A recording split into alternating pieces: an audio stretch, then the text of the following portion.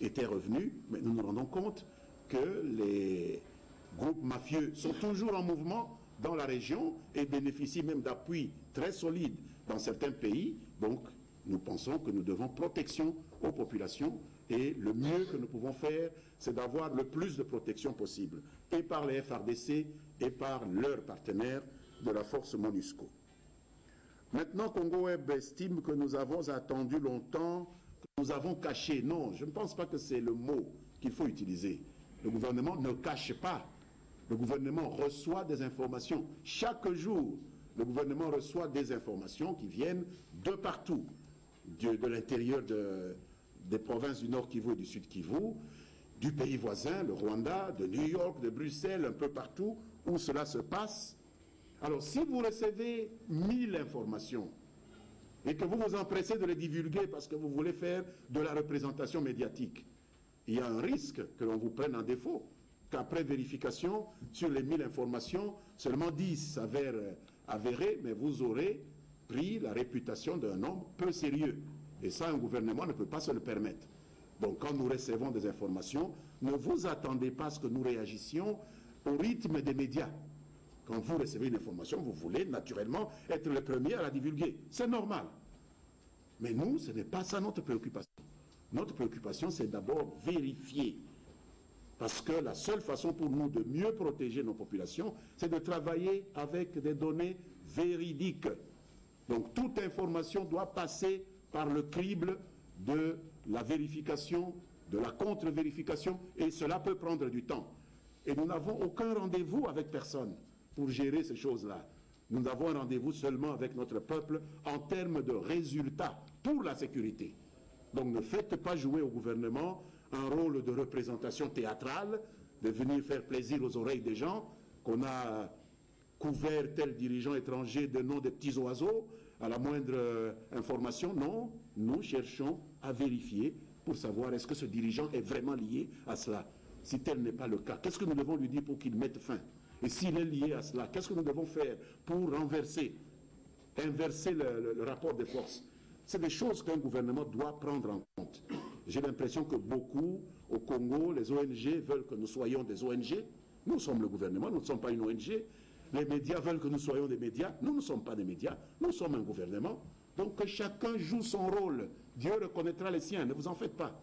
Que chacun joue son rôle et qu'on laisse le gouvernement gérer la vie et la mort des citoyens congolais. C'est quelque chose de très sensible, de très délicat, qu'on ne peut pas manipuler n'importe comment. Là où le Rwanda envoie, là où le Congo n'envoie que des lettres, le Rwanda déploie l'artillerie. Est-ce que cela veut dire que le Rwanda agit autrement que par le lobbying que nous tous nous menons? Nous allons à New York, nous parlons avec nos partenaires, nous leur écrivons des mémos et nous allons défendre ces mémos-là. Alors, le Rwanda, il fait quoi? Il va tirer sur les gens à New York? Il va faire quoi? Il écrit des mémos, il parle avec des gens. C'est comme ça que les choses se passent. Dans la communauté internationale, il n'y a pas d'artillerie. Personne ne tire sur personne. C'est simplement la capacité de communiquer, de convaincre. Le carnet d'adresse que vous avez, c'est ce que le gouvernement a fait, c'est ce que le gouvernement du Rwanda a fait. Et au moins pour cette fois-ci, nous avons gagné. Parce que vous entendez les réactions de mauvaise humeur qui fusent à partir de Kigali. Ce n'est pas parce qu'ils ont gagné qu'ils se comportent comme ça. Donc il faut être au moins fier de la diplomatie de votre pays qui a su faire passer un message et qui a été entendu par le monde entier. Donc il n'y a pas d'artillerie qui vaille et qu'on voit des complices au sein du gouvernement. Ici, je voudrais m'arrêter un petit peu pour mettre la corporation en garde et même l'opinion publique contre le syndrome que dans nos analyses au sein du gouvernement nous appelons le syndrome Sanogo. Vous connaissez Sanogo, ce petit capitaine malien? Lorsque son pays est attaqué par des islamistes au nord, il ne trouve pas mieux que de créer un conflit dans la capitale, de défenestrer un président qui est en fin de mandat. Est-ce que quelqu'un a compris cela? Il défenestre un président qui est en fin de mandat, il désorganise le commandement et la rébellion au nord prend tout le nord à cause de ce Sanogo-là. C'est à cause de lui. Parce que ATT serait resté au pouvoir, l'avancée de ces gens aurait été freinée, ne fût-ce que par la légitimité dont il jouissait qui lui aurait permis de faire appel, notamment à la CEDEAO ou d'autres, pour bloquer. Donc Sanogo s'est avéré être en réalité l'allié objectif des islamistes. Mais dans son discours, vous entendez, lui, c'est parce que les islamistes sont venus qu'il s'est fâché, etc. Donc méfiez-vous de ces gens de la 5e colonne, surtout dans les ONG. Il y en a qui signent des communiqués ici pour dénoncer le gouvernement, mais ils sont cités dans les procès qu'on fait au Kivu comme des gens qui alimentent les officiers félons que nous arrêtons. Il y en a déjà une vingtaine qui passent aux aveux. Je peux vous citer un signataire d'un communiqué d'ONG attaquant le gouvernement vertement dans les propos que votre conseil a repris ici, qui a des complices au sein du gouvernement, mais qui est cité, qui va être entendu par la justice comme un des éléments moteurs des groupes qui soutiennent Ntaganda au sud Kivu. Donc vous voyez que c'est la 5e colonne. Vous allez désorganiser ceux qui organisent le combat, c'est-à-dire que vous jouez en faveur de ceux qui attaquent votre pays. Donc faites très attention avec ces attaques verbales complètement outrancières. Comment le gouvernement peut être complice de M23? Ça va commencer comment? Pour quelles raisons? Mais vous entendez des gens signer des communiqués, complices, etc. C'est le syndrome de Sanogo et faites très attention. Le pays n'est pas à l'abri de telles manipulations. Chine Nouvelle nous demande si nos relations sont rompues avec le Rwanda. Je peux vous dire que non, nous n'en sommes pas là. Le problème sera résolu lorsque vous avez une agression, lorsque vous avez une rupture de la paix. C'est toujours avec l'agresseur, c'est toujours avec celui que vous jugez être responsable de la rupture de la paix que vous allez résoudre le problème. Le Rwanda ne disparaîtra pas de nos frontières, pas plus que ceux qui croient au Rwanda qu'ils vont démembrer le Congo. Le Congo ne sera pas démembré, ce sont des illusions. Donc il faut arrêter de rêver. Nous continuons à estimer qu'une solution doit intervenir parce que c'est la paix que nous cherchons, ce n'est pas la guerre que nous cherchons. Lorsque nous envoyons nos troupes là-bas, c'est lorsque nous sommes attaqués et qu'il faut absolument défendre nos populations. Mais nous préférons toujours donner une chance à une solution non conflictuelle, que ceci soit dit. Et donc il faut maintenir cette possibilité de pouvoir se parler, même lorsque le voisin a pris un chemin d'égarement. Il faut créer les conditions pour qu'on revienne à la table des négociations, puisque historiquement, géographiquement, le Rwanda est une réalité dans notre région, tout comme nous sommes une réalité dans la région que nous partageons avec le Rwanda.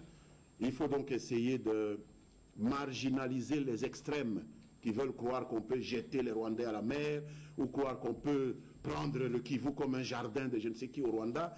Non, ça c'est des extrêmes, c'est des illusions. Il ne faut pas que les gens se mettent à rêver. Nous ne rêvons pas. Nous vivons dans un monde réel. Nous avons besoin de paix dans cette région. Ce n'est pas la guerre que nous recherchons. Alors, est-ce qu'on peut plaider pour que la MONUSCO soit une force d'imposition de la paix? Nous sommes en pleine discussion avec le Conseil de sécurité, mais je dois vous dire que s'il s'agissait simplement d'une rébellion congolaise, la cause était déjà entendue, l'affaire était réglée. Nous avions chassé ces jeunes gens, nous avions récupéré tout leur armement, on a même trouvé de l'argent liquide qu'ils n'ont pas pu amener. Mais malheureusement, d'autres forces se sont mises à partir de l'extérieur, un territoire où nous n'avons pas de contrôle, et c'est ça qui relance le problème, et nous cherchons à résoudre le problème là où il a été aggravé. Et j'espère que nous pourrons le résoudre. Le rôle de la MONUSCO n'est pas un rôle de combat, et nous n'avons pas demandé ce rôle-là. Ce que nous avons demandé, c'est cet appui au FARDC. Ce que nous avons demandé, c'est cette gestion de l'humanitaire, parce que c'est un accident. Ces gens-là qui se trouvent dans la nature, nous n'avons jamais prévu. Il n'y a aucun budget qui peut prévoir qu'au cours de l'année telle, on va nous attaquer, et nous prévoyons que tel budget soit consacré à l'humanitaire. Donc chaque fois que des amis viennent, chaque fois que la communauté internationale pense à venir nous renforcer pour aller à la rescousse de ces populations martyrisées, c'est toujours une bonne chose. La question de l'AFP, pourquoi le Rwanda soutiendrait la rébellion? Je pense que c'est aux Rwandais qu'il faut poser la question. Nous sommes les premiers surpris. Parce que l'orientation qu'avaient prise nos relations avec notre voisin rwandais depuis 2009 ne pouvait pas nous pousser à imaginer, même dans les cauchemars que nous pouvions faire, qu'un tel schéma puisse exister. Qu'un ministre qui négocie avec nous puisse être celui-là même qui est en train d'armer des gens qui tuent nos concitoyens. C'est un schéma que personne ne pouvait imaginer. Nous venons de recevoir ces informations en pleine gueule, et donc nous devons les gérer maintenant, les digérer, et voir comment arriver à mettre fin à cela. C'est l'urgence à laquelle nous nous trouvons confrontés. Mais vous dire pourquoi, il n'y a que les auteurs de cette interférence qui peuvent vous donner des explications. Sinon, nous ferions œuvre de présomption. Nous ne pouvons pas penser à la place de ceux qui posent un acte. Alors, pourquoi le Rwanda dément? Encore une fois, c'est le Rwanda qui doit vous dire. J'imagine qu'il n'est pas facile, après avoir passé des années à avoir raison sur tout le monde dans la région, que l'on puisse vous prendre à défaut. Donc forcément, ce n'est pas facile. Humainement, psychologiquement, on peut comprendre qu'il démente. Mais les faits sont têtus et nous aimerions que le démenti soit accompagné d'éléments probants qui puissent nous rassurer que tout cela n'a été qu'un gros mensonge, et de la MONUSCO, et de nos propres services, et des enquêteurs des Nations Unies. Voilà la situation telle qu'elle se présente. Mais pourquoi ils démentent? Bon, l'amour propre. Pourquoi ils démentent? Bon, la défense, la meilleure façon de se défendre, c'est d'attaquer, de démentir. Vous voyez qu'on nous accuse maintenant de soutenir les FDLR qui ont tué beaucoup de nos militaires et qui continuent à en tuer dans le nord Kivu et le sud Kivu. Alors, la dernière sous-question, c'était la... Pourquoi la RDC n'exige qu'une clarification? Ah, la RDC n'exige qu'une clarification. Je pense que vous ne m'avez pas bien suivi. Nous n'exigeons pas qu'une clarification. Nous exigeons que cessent ces interférences des membres de la hiérarchie militaire rwandaise sur un conflit qu'ils définissent eux-mêmes comme congolo-congolais. Qu'ils cessent de ravitailler les forces négatives congolaises en armes, en munitions, qu'ils cessent de faciliter le recrutement des jeunes Rwandais pour venir prêter main forte aux mutins en prétendant que ce sont des Rwandais, des Congolais d'expression rwandaise, comme si nous pouvons ignorer nos concitoyens qui vivent avec nous, qui travaillent avec nous, qui sont ici avec nous à Kinshasa, un peu partout au Congo, et qu'ils cessent d'envoyer des troupes rwandaises en renfort aux mutins du M23 d'Ntaganda. Donc nous n'avons pas dit que nous demandons des clarifications. Ce sont des choses qui sont avérées. Nous exigeons que cela cesse. Je pense que c'est très clair, ce n'est pas une demande de clarification comme nous l'avons fait quand nous avons parlé à Goma. Maintenant, les choses sont beaucoup plus précises. Nous prenons le deuxième et dernier groupe. En fait, je passe d'abord la parole là-dessus.